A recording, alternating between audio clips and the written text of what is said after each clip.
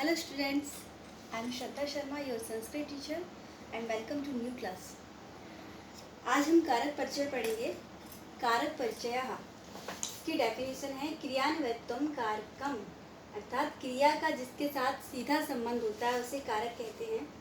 यस्य पदस्य संबंधा साक्षात क्रियाया स भवति तत् कारकम इति कथ्यते। इसी को आगे डिफाइन कर दिया है।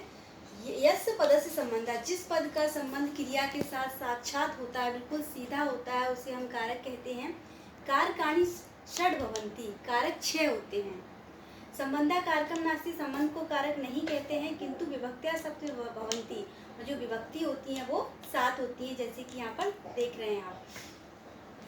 कर्ता कर्म च करणम च संप्रदानम तथैव च अपादान अधिकरणम इत्याहु कारकाणि षट्।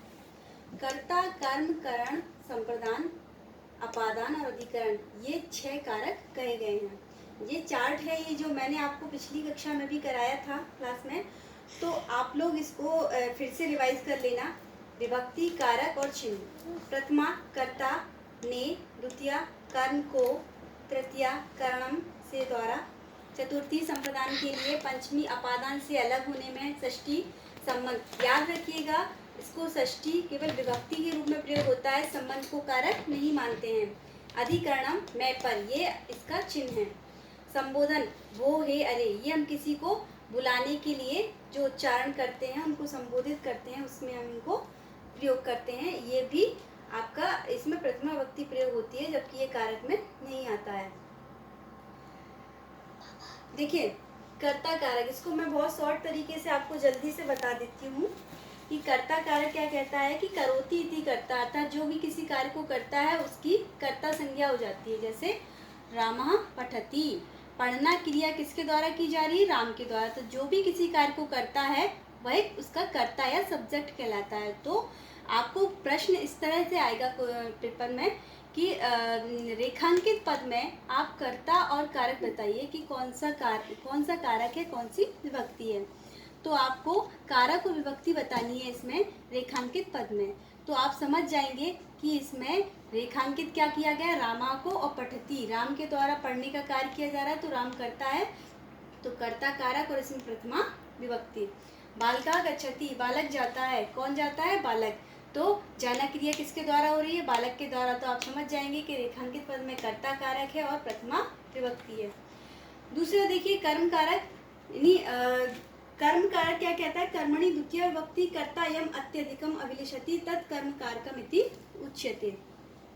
बालका पुस्तकम पठति, इसका हिंदी में अर्थ यह हुआ कि बालक पुस्तक पढ़ता है। तो सबसे पहले आप इतनी सी बात समझ जाइए कि कर्ता अपनी क्रिया के द्वारा जिसे सबसे अधिक चाहता है उसकी कर्म संज्ञा हो जाती है। तो कर्ता यानी बालक अपनी पढ़ना क्रिया किसके सबसे ज़्यादा क्या चाह रहा है? पुस्तक को। तो पुस्तक की कर्म संज्ञा हो गई और इसमें द्वितीय विभक्ति का प्रयोग हो गया। बाला ग्रामम गच्छति, गांव कौन जाता है? बाला। तो बाला अपनी जाना क्रिया के द्वारा सबसे अधिक किसे चाह रही है? गांव को। तो गांव की इसमें कर्म संज्ञा हो गई है।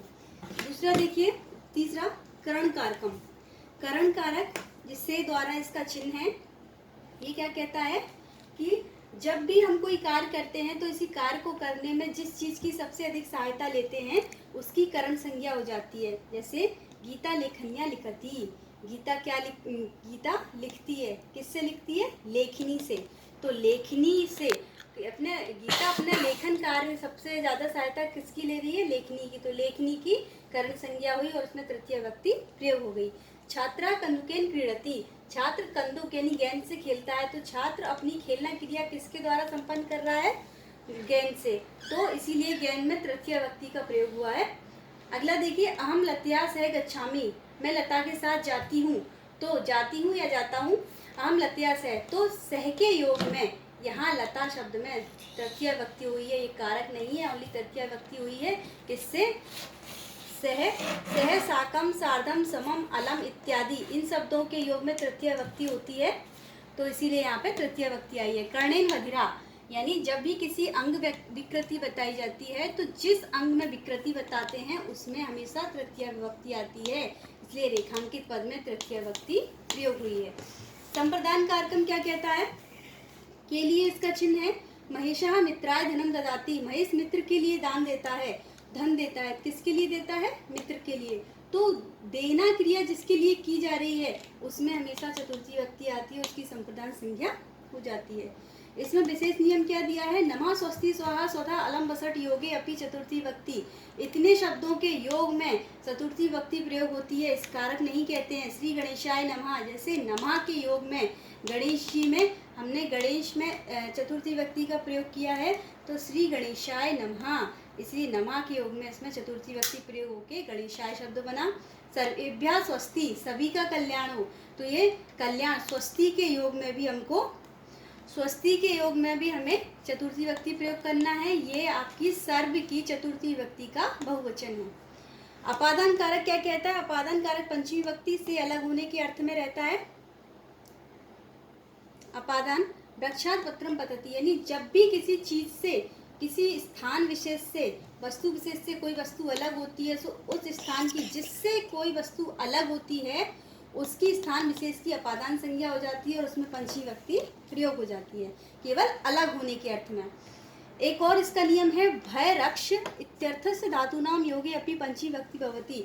भय और रक्षा की धातु के योग में भी पंचमी व्यक्ति प्रयोग होती है, जैसे चौरात बिभेति, चोर से डरता है, चोर से डरता है। तो यहाँ भय किससे लग रहा है? चोर से, जिससे डर लगता है उसमें पंचमी व्यक्ति का प्रयोग होता है, और ये कारक नहीं है, ओनली इसमें भय के कारण पंचमी व्यक्ति का प्रयोग हुआ है इस नियम के अकॉर्डिंग। नेक्स्ट देखिए संबंध। संबंध को हम कारक नहीं मानते हैं, ओनली ये संबंध प्रकट करता है दो व्यक्तियों के बीच में, तो इस कारण से जिससे संबंध प्रकट किया जा रहा है उसमें षष्ठी व्यक्ति आती है। जैसे गणेशा शिवस्य पुत्रा, गणेश शिव के पुत्र हैं। किसके पुत्र हैं? शिव के। तो जिसके पुत्र हैं, जिससे संबंध प्रकट हो रहा है, उसमें षष्ठी व्यक्ति का प्रयोग हुआ है। भिक्षुका अन्न से हेतु भवती, भिक्षु अन्न के लिए होता है, मतलब हेतु क्या है? भिक्षु का अन्न है, अन्न के लिए वह उपस्थित होता है, तो हेतु अन्न है, इसीलिए जो हेतु है उसमें षष्ठी व्यक्ति का प्रयोग हुआ है।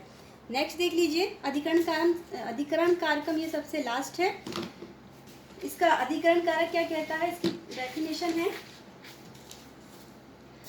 अधिकरणे सप्तमी स्यात्, जैसे आधार की अधिकरण संज्ञा होती है। जब भी हम किसी चीज को कोई कार्य करते हैं तो जो हमारा आधार होता है उसकी अधिकरण संज्ञा हो जाती है। सुधा मार्गे चलती, सुधा कहाँ चलती है? मार्ग में चलती है। तो सुधा का आधार क्या है? मार्ग। तो मार्ग में सप्तमी व्यक्ति अधिकरण कारक होकर सप्तमी व्यक्ति प्रयोग हुई है। जैसे देखिए खगा वृक्षेषु निवसन्ति, खग यानी पक्षी वृक्षों पर रहते हैं, तो पक्षियों के रहने का आधार क्या है? वृक्ष। तो इसीलिए जो आधार है उसकी उसकी अधिकरण संज्ञा हो गई है, और अधिकरण संज्ञा होकर इसमें सप्तमी व्यक्ति प्रयोग हुई है। ये वृक्ष का सप्तमी व्यक्ति का बहुवचन है वृक्षेषु, क्योंकि बहुत सारे खगा, बहुत सारे पक्षी हैं और बहुत सारे वृक्षों पर निवास करते हैं। जैसे इसका एक नियम है साध्य साधु शब्दयोः प्रयोगे अपि सप्तमी भवति। साधु असाधु शब्द में भी आप सप्तमी व्यक्ति प्रयोग होती है। कृष्णा साधु मातरि, कृष्ण माता के प्रति अच्छा है, तो माता के प्रति है ना, इसीलिए माता में सप्तमी आई है। कृष्णा असाधु मातुले, कृष्ण अपने मातुल यानी मामा के लिए अच्छा नहीं है, मामा के प्रति अच्छा नहीं है, इसीलिए मातुले, मातुले शब्द में सप्तमी व्यक्ति का प्रयोग हुआ है। तो साधु असाधु के योग में भी यहाँ पर सप्तमी व्यक्ति प्रयोग हुई है। ओके स्टूडेंट्स, अब आप इसका रिवीजन करिएगा, आपकी बुक में पीछे दिया है। जो भी डाउट हो मुझसे बाद में क्लियर कर लेना नेक्स्ट क्लास में। Okay, thank you.